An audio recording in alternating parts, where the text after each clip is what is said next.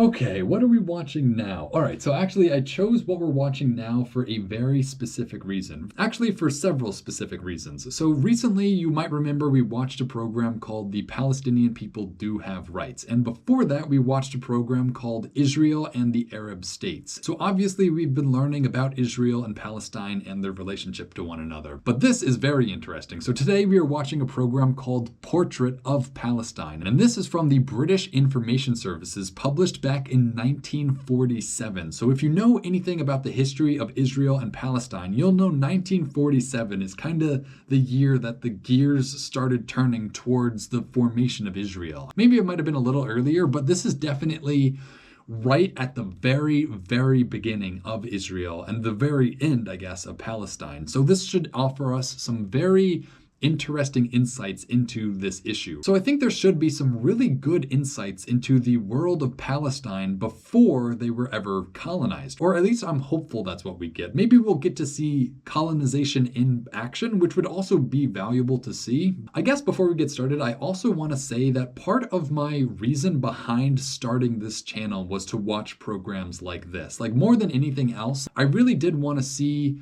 what we knew about these places beforehand. This is certainly the sort of program I started this channel in order to watch. You know, I never would have watched this otherwise, which might be bad to say. I think my audience will agree, like this stuff is pretty hard to watch on your own, but now that I have a reason to watch it, I really do enjoy getting to learn about places like Palestine from the 1940s. That's just such a preserved form of knowledge. I think whatever we learn from this today will be valuable. So let's dive in, right? All right, here we go, here we go. Numbers flashing on screen.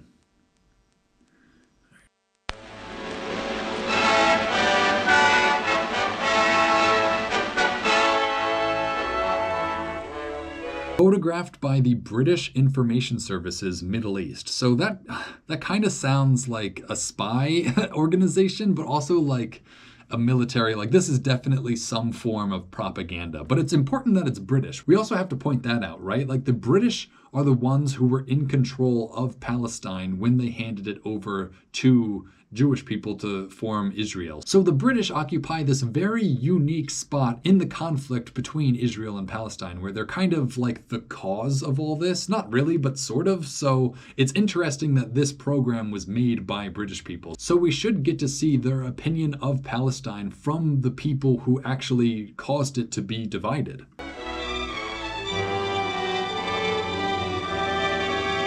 All right, music by Charles Proctor. I got to remember that. All right, so the commentary is by John Irwin and Dennis I can't read his name through the freaking watermark. All right, so the speakers are John Irwin and Dennis McCowan or something.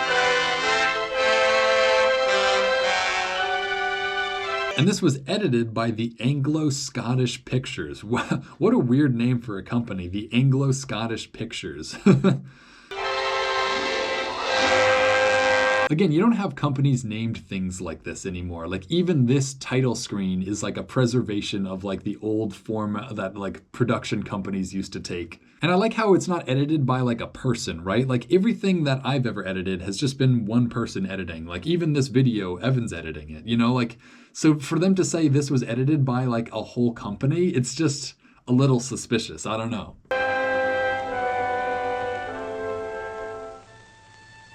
All right, so this is a helicopter shot. This is an early 1947 helicopter or airplane shot, which is just like impressive. It's impressive that we're getting a view from the desert this high up. I have a feeling I'm really gonna like the music in this though. I think like this is the era of them actually recording the sound or the score for this on like a full orchestra. So I think this is gonna be like a really fun listen, or at least I hope so. Hundreds of feet below sea level, through an arid and scorching valley, flows the River Jordan. Okay, so this is the River Jordan. That's interesting. I didn't think the River Jordan was this meandering. This is like very, I don't know, very meandering. It's also crazy that like there's no people here, right? Like this is a river that flows in the middle of the desert. You would think that like this is where all the farms would be, but there's no one. It's just, I don't know, it's weird. Its course runs from north to south. Like, you would think this is where there would be more people than anywhere else in this whole region. Like, it looks green. I know it's black and white, but like this area looks like it has vegetation on it. So I don't know. I don't get why there aren't like tons of people here. From the Sea of Galilee to the Dead Sea. Between the This is cool footage, though. This is cool aerial footage right now. I hope you guys are appreciating it. It doesn't really show up that well on camera, but like it's cool that they got it. Jordan and the Mediterranean lies Palestine. Everywhere in Palestine, even down in the valley through which the Jordan winds, are the ruins of the past. See, that's interesting. I feel like that's still pretty much true. I think Palestine in this sense is just referring to what we would now call Israel, like that entire area, not just West Palestine or something. Like Palestine was what Israel is now. So I think we're just looking at somewhere randomly within Israel. Mounds of earth mark the site of the biblical city of Jericho. But it is true what he said. There are so many historical artifacts in this one region of the world. It's just amazing. Whose walls came tumbling down to let in the children of Israel on their journey to the promised land. On the road from Jerusalem to Bethlehem is the tomb of Rachel, wife. This is the tomb of Rachel. I wonder if this is still around. I don't know. I'm so impressed when I see like really nice constructed buildings like this in the middle of nowhere still. Wife of Jacob and mother of Joseph. At Capernaum in northern Palestine are the remains of a synagogue built in Roman times. A synagogue built in Roman times. See, again, very interesting. I mean, I guess obviously Jews existed during the Roman Empire. That's kind of how we got Jesus and everything. But like, I just never really thought about them building synagogues. You know, like a Roman synagogue. That's just so interesting. It was here that Jesus preached and performed many of his miracles. I really hope this stuff is all still intact. You know, it's Israel, so it should be still relatively intact. I hope it's still exactly like how I'm seeing it now. Which I guess means not very intact at all based on these shots. On the shore of the Mediterranean stands the medieval fortress of Athlete. This was the last great stronghold of the Crusaders in Palestine. Some Crusader churches have in the course of time been converted into mosques. Okay, look at these people though. I guess this is kind of what I expected from the Palestinian people in the 40s, but it's interesting. So you do see that like during this period, they were still very traditional in terms of their garments or robes or clothing, I guess. That's interesting because if you go to the people of Palestine do have rights. The people in that program were not wearing anything similar to that. They were wearing very westernized clothes. So this is a very good glimpse into Palestine before it was ever westernized in any meaning. This is just such a good preservation of what Palestine used to be like before Israel. For ever since the end of the Crusades, the dominant religion in this land of many religions has been Mohammedanism. Mohammedanism. That's so funny. I guess we just watched the Mohammedan world, so this fits in perfectly with that. I was wondering them, if they called it the Mohammedan world, then what was their religion called? Would they just say Mohammedan? Is that what they would used to call Muslim people? And I guess so. I guess that's actually what they used to call them. Mohammedanism. I feel like no one alive today even knows that we used to have like an entirely different term for the religion of Islam, you know, like we just called it Muhammadism. Like that's just, you never hear something like that nowadays. So it's just even those little details have been preserved in this sort of program. What a weird cut. I was not expecting that. I guess this guy's probably calling to prayer, but like just what a funny image to see. Yeah, this is some real traditional Palestine clothing right here, though. This is true Palestine. That's what's so crazy about this is actually Palestine. This is not Israel. This is Palestine when it was Palestine. Like, these are Palestinian people. It's just, I know that sounds obvious and like not that crazy, but like this country, this area hasn't existed for like the past 70 years. You know, like this whole way of living in this part of the world just doesn't exist anymore. So it's so cool that we get to see it preserved in film like this. At Jerusalem, on the very site where once stood the great Jewish temple of biblical times, now stands the Dome of the Rock. The Dome of the Rock. So this is where Muhammad ascended, right? Didn't we learn that in the Mohammedan world? After Mecca, This mosque is one of the foremost amongst the holy places of Islam. See, that's funny because in the other Mohammedan World program, we learned this is the third most sacred site in Islam, besides Mecca and I think Medina or something. It is built over the rock from which Muhammad is supposed to have ascended to heaven. Okay, so that's what the name of the temple means, the Dome of the Rock. So it's actually built over the rock that Muhammad stepped on last before ascending into heaven. That's interesting. What does the rock look like? Can we see it? Do people get to see it? These sheikhs wear special turbans to signify that they are Muslim religious teachers. The smallest sect in Palestine are the Samaritans.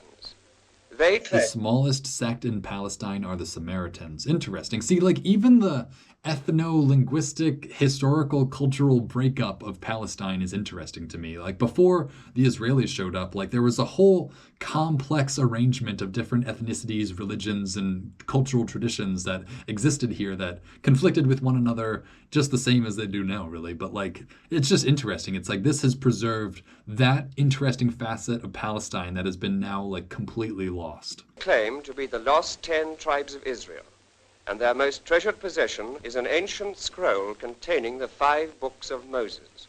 See, that is insane to me. Like these people actually just have the book like preserved. Like this is like the most important artifact in their entire like religious order. This is so cool. I really hope this exists somewhere still as well. Like this is something that could have just been burned up in a fire by mistake, you know, one year randomly. So like it really would be cool if we still have this somewhere. But if not, then that would make this film even more cool. You know, like that would make the fact that we filmed this artifact so special. They say this scroll was written by the actual hand of Aaron, brother of Moses. Aaron, brother of Moses. I wonder if that's actually true. Like, I don't think so, but like, I wouldn't disagree with it also. Like, that's an old looking scroll, I guess, is all I have to say.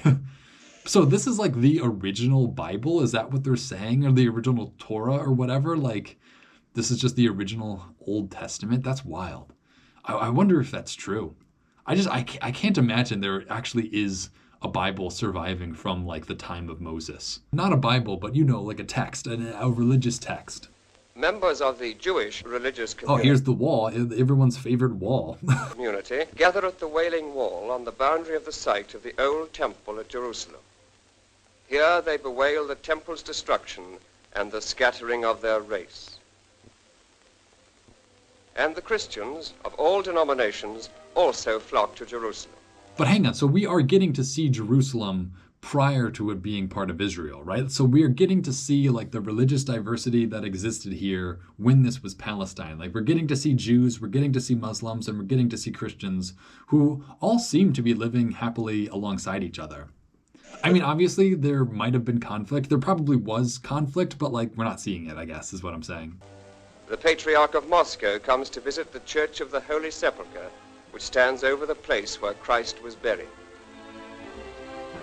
Is that true too? Christ was actually buried here? So if you like exhumed this area, you would find the actual literal bones of Christ? I'm just curious. I'm like, that's actually insane too. I don't really know if I believe that, but I think that's a really powerful connotation for religious believers, you know? Different shrines and altars are set apart for no less than 6 Christian churches. The Eastern Orthodox, the Syrians. 6 Christian churches? I can't even guess what those are. The Eastern Orthodox, the Syrian, there's going to be like Catholic. I wonder if they have a Protestant. No, that wouldn't make sense. The Protestants don't have churches. The Roman Catholics, the Armenians, the Copts, and the Abyssinians. Their adherents all hold separate services inside the same building. So look at these. I think they're in like religious services. I think this is a church though. So it's a church in Palestine. And it's just like, I don't know, very clearly people were free to practice whatever religion they chose back then. People would argue that you're allowed to do that in Israel today, but like, then what's Palestine all about, you know?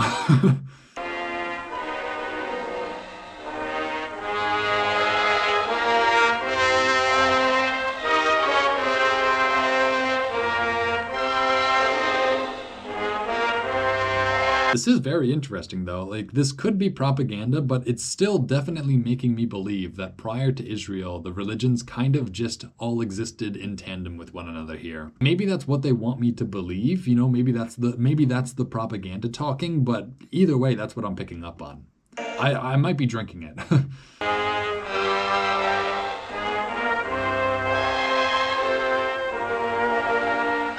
I can barely see what's going on in here. They really need more light for these shots.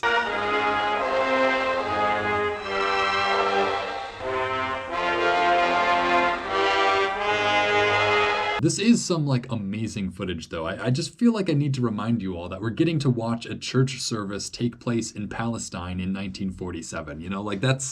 That's pretty special. I don't know.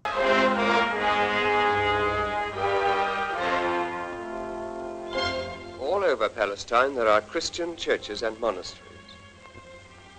See, that's very interesting, again, that they went out of their way to say that there are Christian monasteries and churches. It's just I just feel like they had a different perception of Palestine back then. To them, Palestine was this ancient area where the Romans, the Jews, and the Christians all live. Whereas to me, Palestine is just this sad place that has been oppressed my entire life. It's just they thought of Palestine as different than how I think of Palestine now. And it's because it literally was different back then. It's interesting to hear the impressions of Palestine from people who actually witnessed Palestine in its last great moment. A Roman Catholic church called the Church of All Nations. And it is just interesting that there are loads of churches everywhere. I bet there's more churches back then than there are now in Israel. I could be wrong about that, though.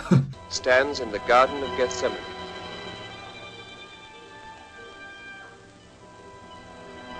On the side of the Mount of Temptation, at the place where Christ stood and surveyed the world with the devil at his side, there is a Greek... Is that real? This is a whole religious site, Mount Temptation? Jesus saw the world with the devil here? That's just whether or not that story is true, it's interesting that we have physical landmarks associated with those stories. Orthodox monastery. This is a crazy cool monastery, though. This is built into the rock face of the mountain. This is real sick right here. I've never seen these monasteries before, but I hope they're still here. This is just so insane. You can see how high up they are, too, based on, over here. This is a modern marvel of architecture, really. At Nazareth, where the Holy Family lived, are many churches. And at Bethlehem... See, it feels like we're just getting a tour of the churches now, which might be the point that they're trying to make about Palestine, but I don't know, it's very strange that all we're learning about is churches. is the Church of the Nativity. Obviously, I understand this is also where Christianity got started, and this is the holiest place in Christianity. It's just I did not expect to be hearing so much about Christianity from a portrait of Palestine. But I guess that's the point, right? It's so many people don't even understand that there were so many Christians in Palestine before the Israelis showed up. It's just I don't know. It's important for people to know what this place was like before it was, Israelis settled, I guess. To keep out intruders, this specially sacred church can only be entered by a single tiny door.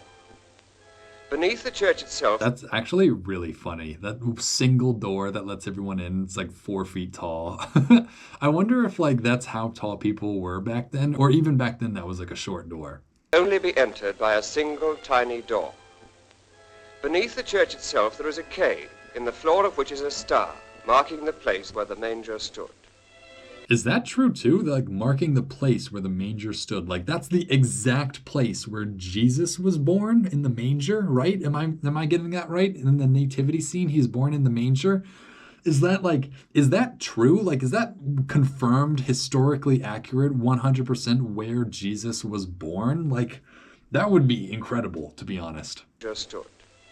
Now, Bethlehem is an ordinary Arab market town.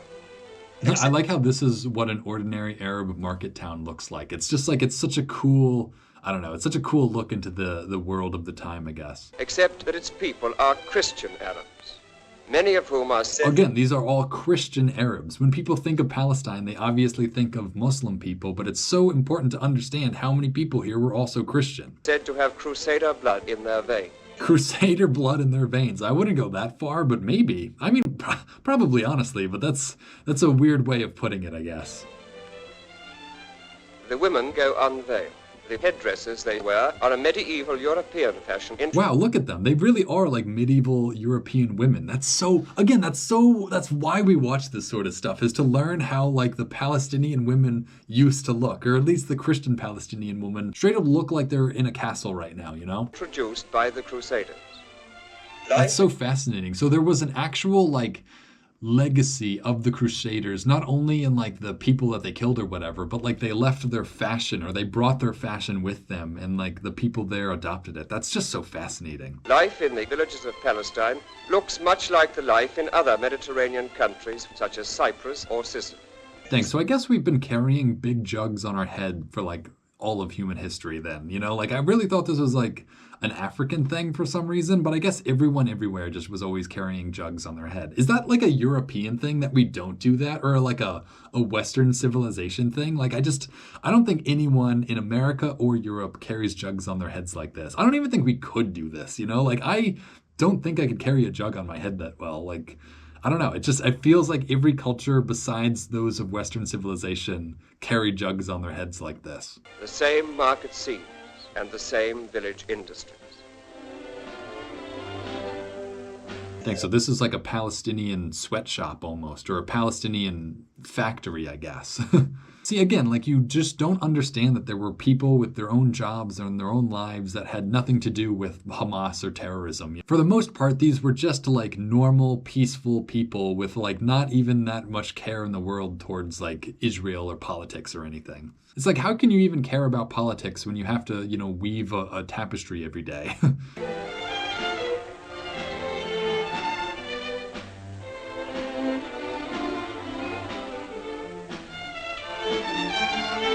These are some really great shots of like everyday life in Palestine though. Like these shots of these guys making these pots or pans or whatever. Like again, a very commonplace, very ordinary activity for a Palestinian to be taking part in, but something that they don't really do now, or at least not to this extent, but it just reveals like how normal these people were, how normal their lives were, and how at home they felt in this place. Like obviously like this was their home, and like they made it so. Like it's not like they just were able to leave so easily. It's just like they lived here, you know, like they had their businesses, they had their jobs. It's revealing as to how Palestine used to be, I guess. It's so sad and like, but interesting to see how thriving and successful of a place it was as well.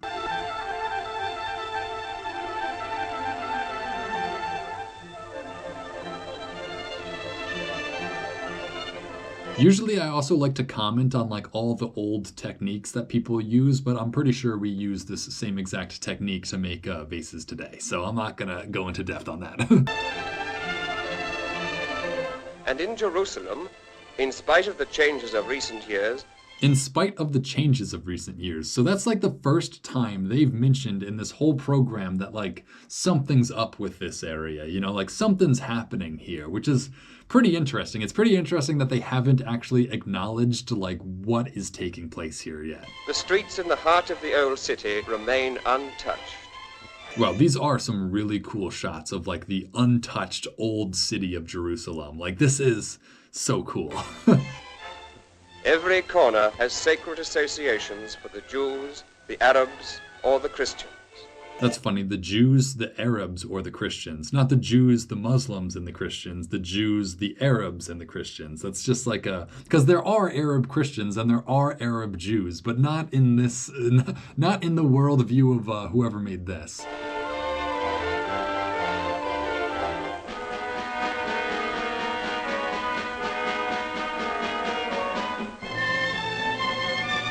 In Old Jerusalem are the Orthodox Jews, some of whose ancestors have lived there for hundreds of years. For hundreds of years, yeah. Wow, impressive. So, like, people who lived here for hundreds of years should, like, still be allowed to then, huh? It'd be strange if there was another group of people who lived here for hundreds of years but were forced to leave. They are a separate community from most of the European Zionist immigrants. Zionist immigrants. That is interesting how the Jews that were in Palestine were like radically different than the Jews who were arriving in Palestine. There must have been like a lot of friction between even them, even though they were the same religion. You know, it's funny to think that like even the Jews of Palestine probably had more in common with the Muslims of Palestine than they had in common with the Jews of Europe, if that makes sense. I don't know if that's exactly true, but I have a feeling they would have gotten along better with the Palestinians rather than the newcomers. But maybe not, I don't know. In the old city, the Orthodox Jews and the Arabs lived side by side in peace. Yeah, see, there you go. That's exactly what I was saying. The Orthodox Jews and the Arabs, not the Muslims, the Arabs live side by side in peace. It's just like, I don't know, I feel like back then they just did not have the same division in their society that exists now, which is again pretty simple of a statement, but it's so interesting to see how that actually played out in the real world back then.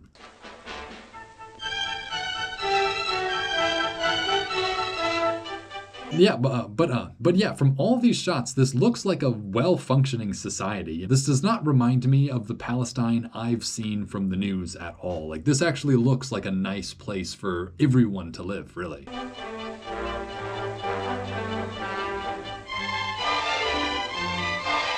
Jerusalem is entirely surrounded by... Look how, like, I know it's a big city, but, like, look how small this city also looks. Like, Jerusalem today is so much more crowded than this. It's just, like, it's incredible to see, like, I don't know, small town Jerusalem, so to speak. You know, like, Jerusalem before, like, heavy urbanization took place. It's just, like, it's such a view that you will never get again, really. By battlemented walls and gates.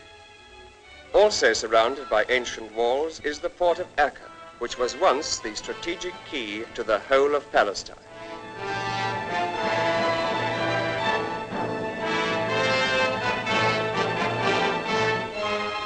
Yeah, it's also interesting that this whole area was just known as Palestine. Like, it only became known as Israel in the years after this. You know, it's like, it's weird that name was replaced. Acre was last besieged by Napoleon. Now it is a quiet seaside town.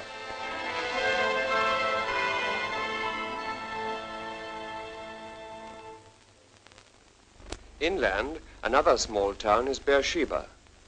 Tribal courts are held there, and Bedouin chiefs foregather... Geez, look at all these guys, though. It's so fascinating seeing them in their, like, traditional cultural garments, you know? Like, you don't see... Maybe I don't see people like this anymore in Arabia. Like, I feel like people don't dress like this anymore. And it's really cool to see what people used to look like in their own culturally appropriate garb. To attend them. The ordinary people of Palestine ask nothing better than to be left in peace. These Bedouins lead a quiet and prosperous life, comparatively undisturbed by the tension and uncertainty of the last 25 years. So that's interesting how the last 25 years in Palestine's history was considered, you know, unstable or whatever, compared to the next 75 years of Palestinian history that I am aware of, which is just, I don't know, it's just like these people are about to experience probably the worst time in their lives. But I guess what that statement is really saying is this is right before Israel really became a thing. So we are getting to see a fully authentic Palestine.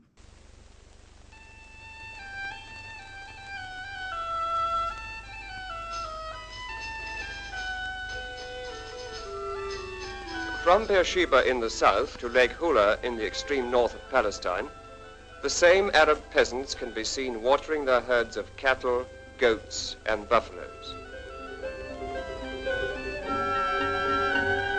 In the Sea of Galilee, the Arabs still fish with the same kind of nets that were used by the disciples.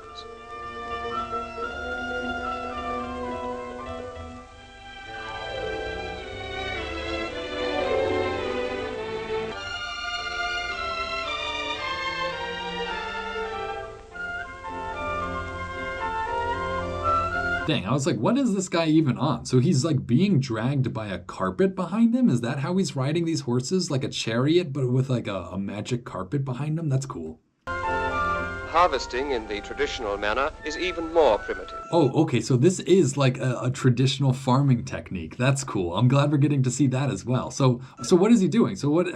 Let's just watch. Threshing and winnowing are still carried on with the same methods as were used in the Old Testament times. You know, people say that like it's like an impressive feat that they still are doing the same thing that they were doing here 2,000 years ago. But like, is it really impressive that they haven't improved this at all in the past 2,000 years? I wonder if the narrator or the writer is saying that with a little bit of a jab to them, you know? Like, I wonder if that's like a little passive aggressive, oh, well, we advanced technology more than you did now, you know? Like, I'm curious about those sorts of statements. Because like, why bother? I mean, I don't know. I guess it makes it more interesting to know that they're using the same techniques that they've used for thousands of years. It feels like you're kind of trying to shame them for it at the same time. And this is the age-old way of drawing water.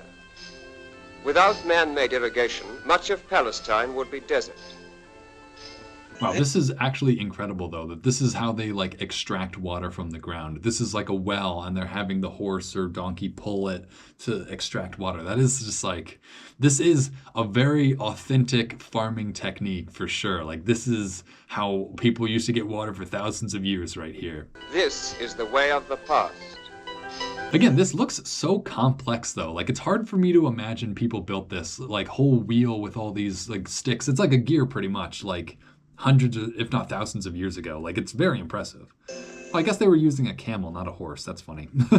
I guess I should have been able to guess that. All right, mood shift. Now we're in some different place. And this is the way of the future. In the upper Jordan Valley stands a giant hydroelectric plant. See, that's so funny because just the other day we watched a video about India building its own dams and how that was the future for them as well. It's funny to think that there was an era in which dam construction really meant like advancing your nation. This has very clearly been preserved in these old programs, as everyone's saying, wow, look at our brand new dam. The power it generates is used to pump up water for irrigation on a wide scale.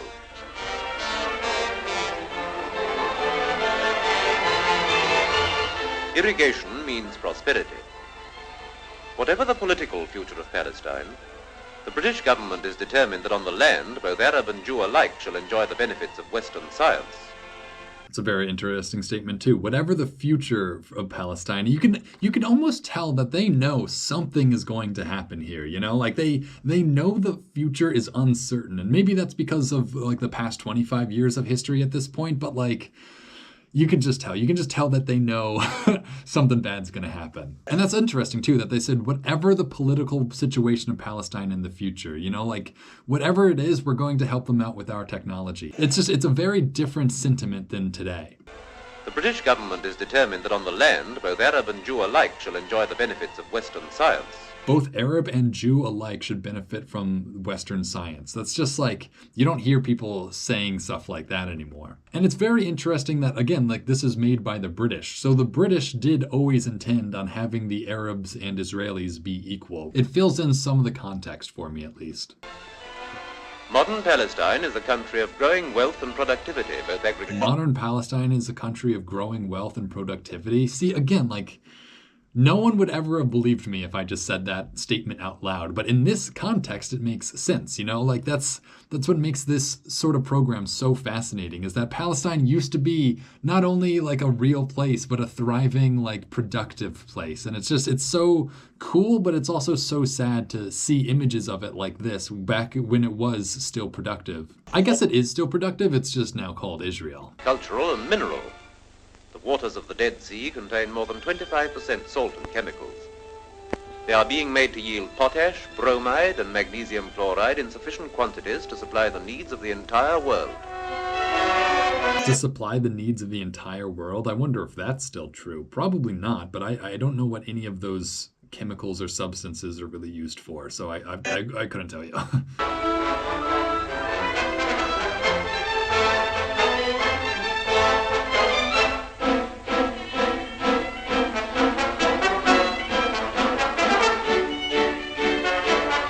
See, isn't it impressive, though, like how much machinery was brought into Palestine, or at least built in Palestine? Like, clearly, people were investing in the businesses here, you know? Like, it's not like people were just looting everything. Like, people were building up factories and businesses and all sorts of things as if this place was going to be, you know, stable for the foreseeable future.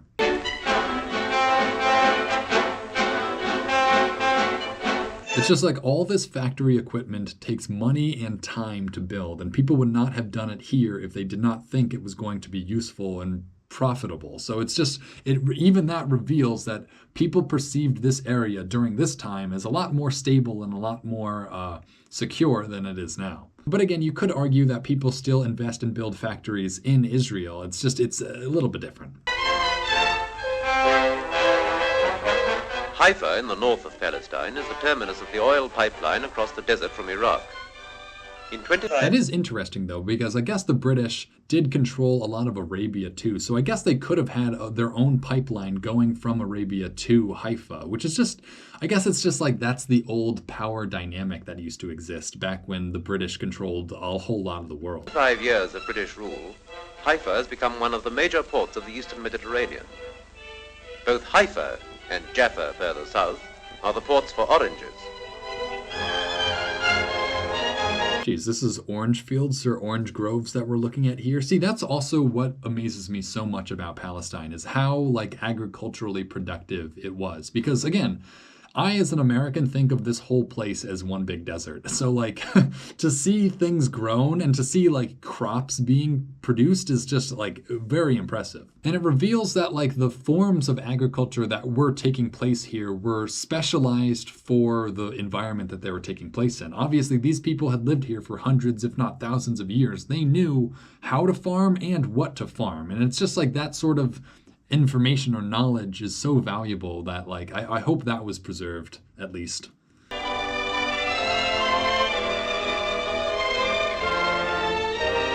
But I'm pretty sure these are like the farms that the Palestinians had like taken away from them also, you know, like this is all the hard work that the Palestinians put into these orange groves or orange orchards, I guess, orange groves, orange orchards. All the energy that the Palestinian put into these orange groves eventually just got turned over to the Israelis, which is a little unfortunate, but I bet they're still there, or at least I hope these orange groves are still here. In normal times, oranges make up more than half the total export trade of Palestine. That's crazy too. I feel like a lot of people did not know that oranges made up half of the exports of Palestine during this time. So if there's ever a fruit to associate with Palestine, I guess it's oranges. They are grown by Arabs and Jews side by side on neighboring plantations. Wow, that's so funny. They were packing each individual orange in paper. That's like, again, that's just an old industry practice that I just feel isn't done anymore. Like nobody wraps oranges in paper. Maybe they do. I don't know.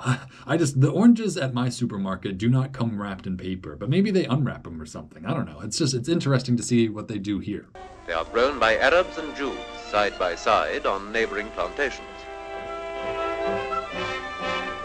Arab and Jew side by side on neighboring plantations. Yeah, I have a feeling I don't know. There's a bad connotation to that I don't really want to explore, but I have a feeling, I don't know. I don't want to, yeah, I'm not going to explore it. I'm just going to say that there's a bit of a weird connotation there.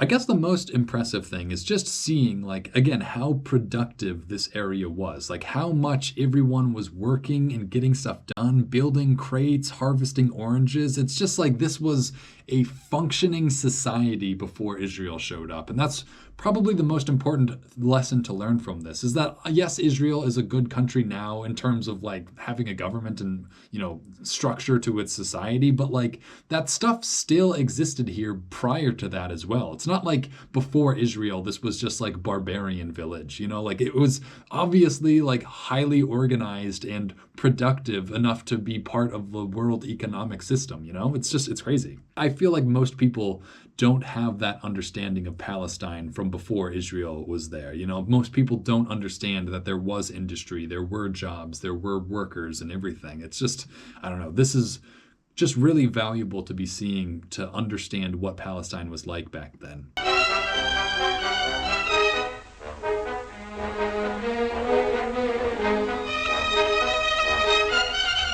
Flourishing banana plantations have grown up at Jericho. No way they have banana plantations. So this is definitely not banana land. That's their problem. They're growing bananas outside of banana land. I'm curious if they were successful. That seems like a very harsh place to grow bananas. You need a lot more rain or water, I'd imagine, to grow bananas. But I guess not. I don't know. That's impressive. A green oasis in the Dead Sea Valley. They are the product of Arab capital and planned irrigation. The product of Arab capital and planned irrigation. So what is that trying to tell us, really? Obviously, planned irrigation we know, but like, where is the Arab capital coming from? Is that just saying we stole this from Arab people? You know, like, oh, well, the Arab people paid for this plantation that we now own. You know, like, I don't know. It feels like another pointed statement for some reason. This is so funny. I can't believe we're getting banana land in the Middle East, you know, Middle Eastern banana land.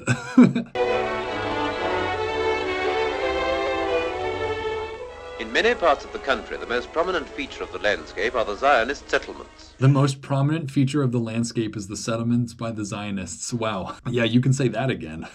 So this is what the Israeli settlements looked like when they first got here. Like, this is day one of colonizing Israel, you know? Like, we don't have footage of people colonizing the Americas or anywhere else really for that matter, but we do have footage of people colonizing Israel. This is like, or Palestine. It's just like, this is such interesting footage. It's just like there are Israeli people in Israel now whose like grandparents are right down there in that settler village, you know? It's so, I don't want to say it's so cool that we get to see this, but it is so valuable that we have preserved in time what this moment looked like. Of the landscape are the Zionist settlements.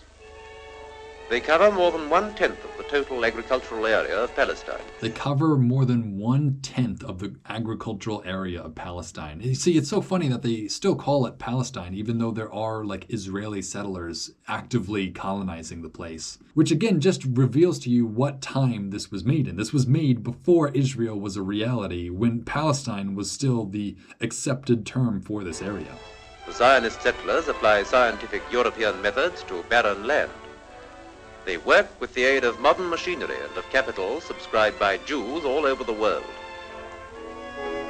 See, it is funny because they are treating these Zionists pretty regularly, pretty much as like normal citizens of this area, which, I don't know, I guess to the British people, they might have just not had the context to really speak on it that well. It's just like, I don't know, they're treating these colonists as if they're the same as like the native people, which I guess they sort of think they are. It's weird to see them treating the Zionists as just like this completely like benevolent, harmless force in Palestine. It's just like, knowing what I know now, it's like, no, like, don't trust them, you know, like, I don't know. It's just like, something bad is gonna happen. Like, yeah, I don't know. I want to warn these guys, but I don't know even what I'd say. Like, just don't trust those guys. Like, they're bad. I don't know. But like, yeah, I don't know. That's wrong to say as well.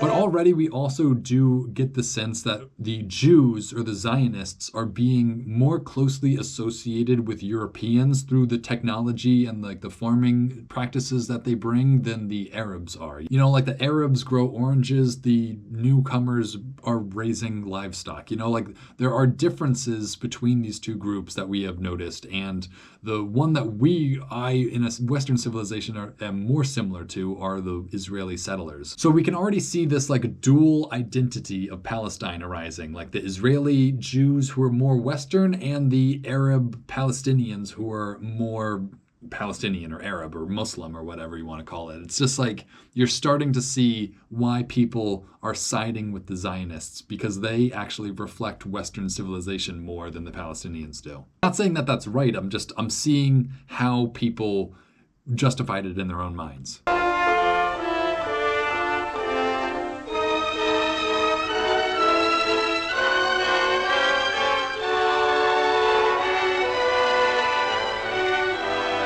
Yeah, like right here, like these are just straight up like colonists, you know, like which seems so absurd to say, right? Like you say colonist, you picture like people in like these big coats or I don't even know what. And like, you know, I never picture colonists wearing shorts, you know, but I guess they're doing farm work in the desert, so they need to cool off somehow. But like these are the Zionist families that like established Israel. Some of these kids are probably still alive. 1947, if these kids are probably like 80 now, but like they're probably still alive. At least the young kids. Maybe not any of these older people, but these young kids have a chance.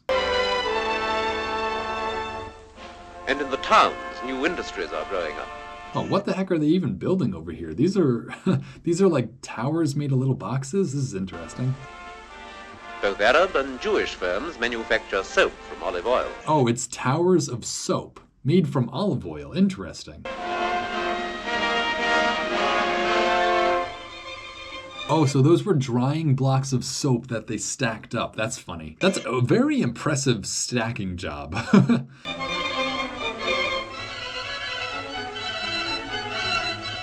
The Arabs are replacing their old hand looms with machines. The textiles they produce are used to turn out modern clothes. See, again, such a huge amount of investment is taking place in this area right now. Like, to buy one of these machines, to set up a factory, just must have been such an investment that, like, you have to imagine the people spending all this money thought that it would all still be there the next few years, you know? Which I'm curious. I'm curious if these factories were like taken over by the Israelis and like converted for their own uses, or if they were just like destroyed or like never really used properly after that. I'm also just curious about like the actual process of the creation of Israel now, because like it's so hard to imagine that like people just made their own country within this country that already existed. It's hard to imagine, you know? Cities themselves are changing too.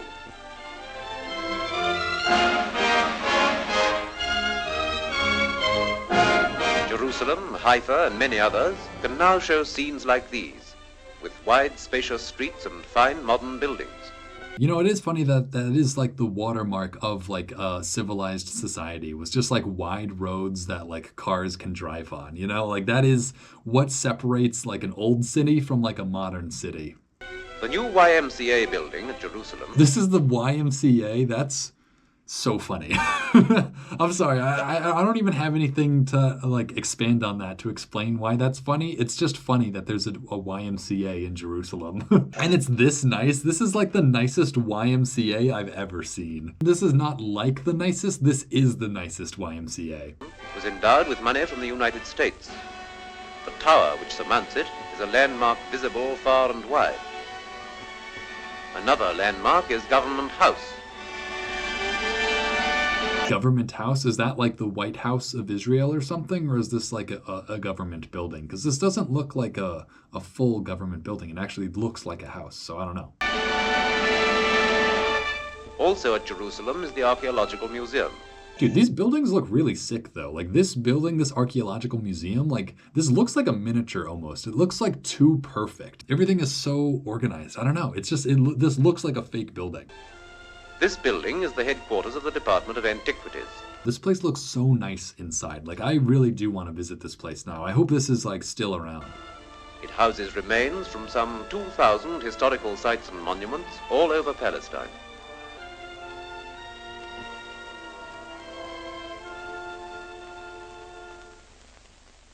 In the Middle Ages, Arab culture and scholarship were famous throughout the world. Now, young Arabs seek to revive their traditions in modern dress. At the Government Arab College, they are learning not only the Western alphabet. All right, the Arab College, that's interesting. So they're writing in English, it looks like. I'm going to try to read what they're writing. The theory that man always seeks pleasure as his final end. That's interesting. Hedonism? Is that what they're learning about right now? The theory that man always pursues pleasure as his final end. Yeah, that's what they're straight up learning about hedonism. That's not exactly what I'd be using as my lesson for teaching people English, but I guess you got to adapt it to the people, right? Like, you got to speak their language sometimes. Like, are they just like, oh, hedonism, that's what they call it in English. Good to know. Wow, it's actually really cool seeing this guy write in Arabic on a chalkboard, you know? Like, I don't really see Arabic written by hand ever. It's cool to see that you can actually write Arabic by hand. But the subject matter and the methods of modern education.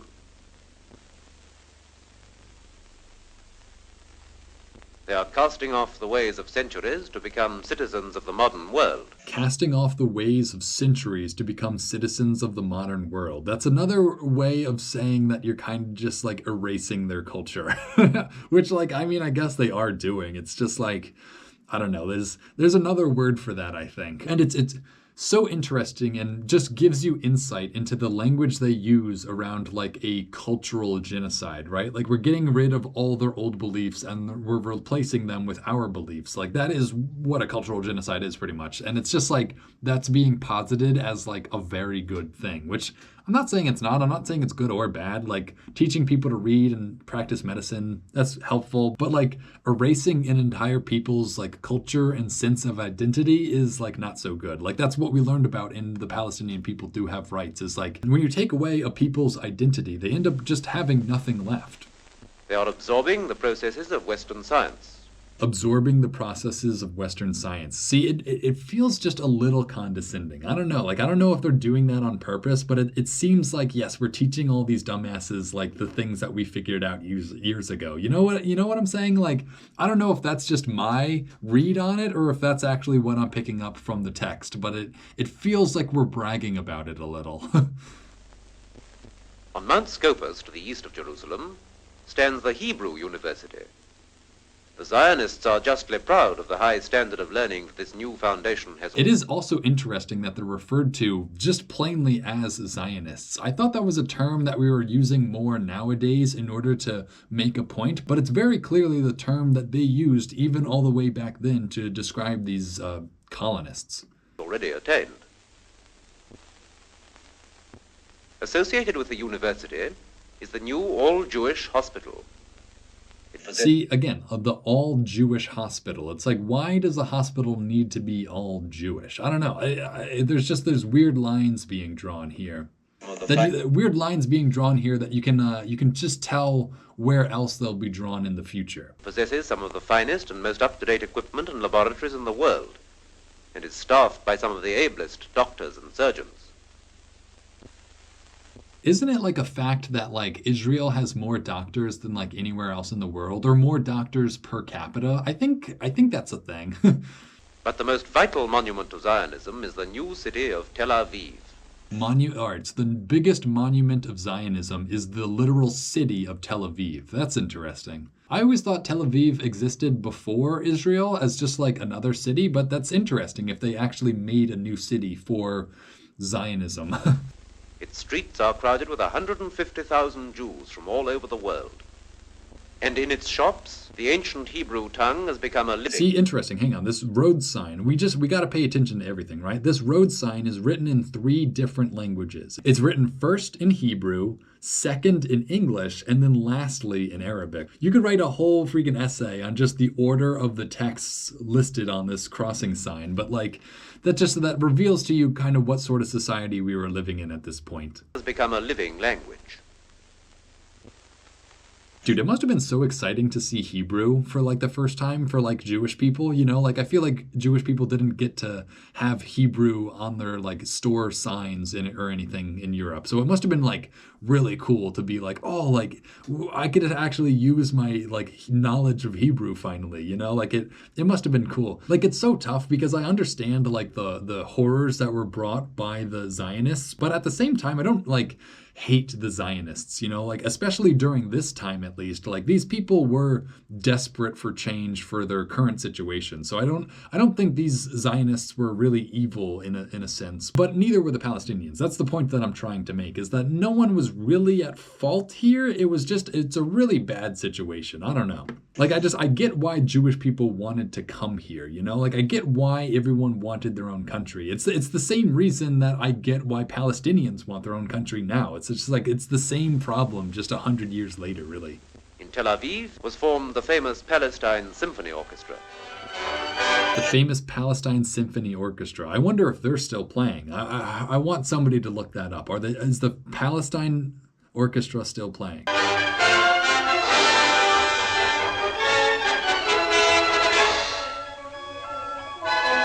Again, this is another aspect of like westernization too, right? Like taking away their traditional instruments, taking away their original songs and replacing them with the westernized canon of classical music. It's just like, it's another form of erasure. Which I guess, I don't know, this might be European Jews practicing, but it was called the Palestinian Orchestra, so I have to imagine these people are Palestinian.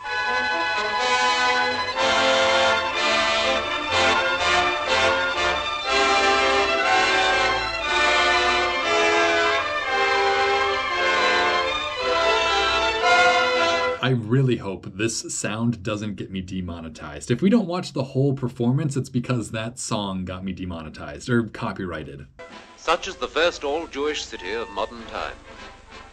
See, that's, again, a very weird way of putting it. The first Jewish city of modern times. It's like, I guess I get what they're getting at. Like, it is interesting that, like, there was never a city of just Jews before. Well, I guess there was, but then, like, not for a very long time. It's just, like, it's very weird that they're like, wow, this is nothing but Jews over here. You know, it's just, I don't know, it's weird. The Jews... Look how many people, look how packed this beach is, though. Holy crap. Like, I don't know. These are different than the Jews I know here in New York. I don't know a lot of Jews who like going to the beach. The Jews claim Palestine as their ancient home. The Arabs have lived there for 1,000 years.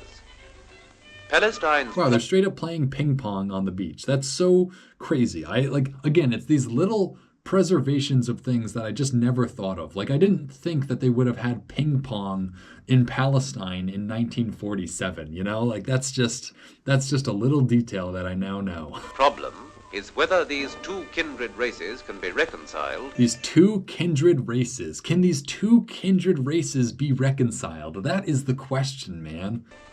And can live and work together in peace.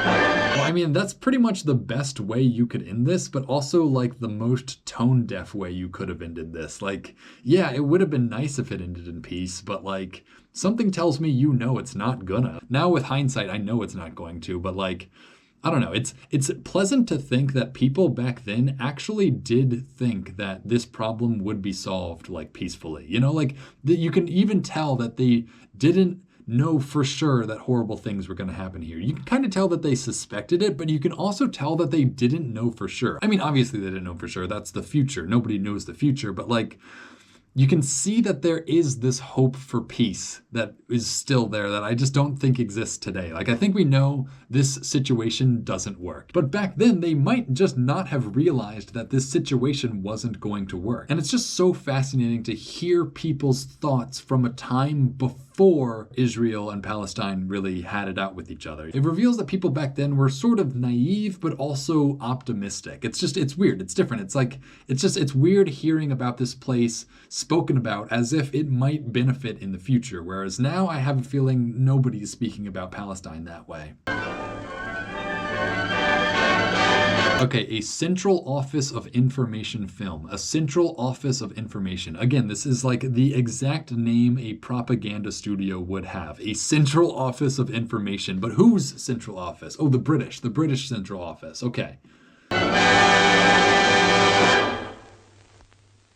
Okay, yeah, so that was everything. So what are my thoughts on this? So this was actually a very enjoyable program, I would say. I actually liked this more than either of the two Israel and the Arab states or Palestinian people have rights, because I feel like this is actually what I've been asking for, right? For those other two videos, I kept saying I wanted to actually see like the Palestinians. I wanted to see the Palestinian daily life. I wanted to see what life in Palestine was like prior to Israel. Because without knowing what Palestine was like before Israel, you really have no way of arguing with people who argue for Israel being there now. I think it's valuable to see Palestine in this way because so many of us have been taught either through the news or through whatever internet sites that we get into that Palestine is a very specific sort of place. And I feel like programs like this kind of disprove that. Like, it's not a horribly impoverished place. It's like, it's forcefully impoverished. It's not naturally impoverished. You know, like, this is a place that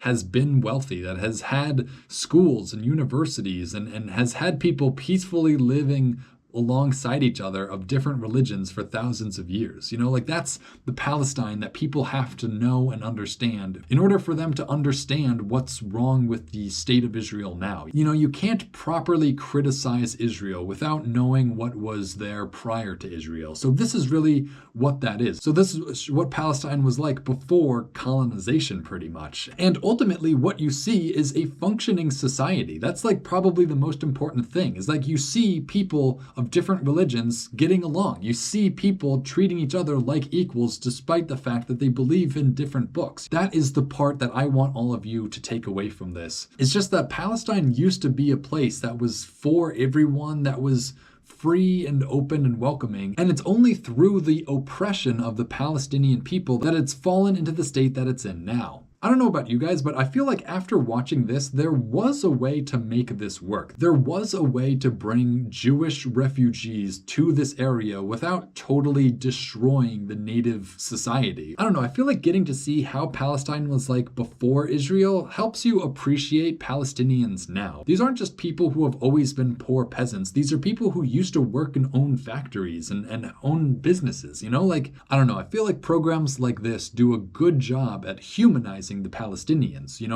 getting you to understand that like they had their own successful society, and that is why they don't appreciate Israel coming in and changing everything.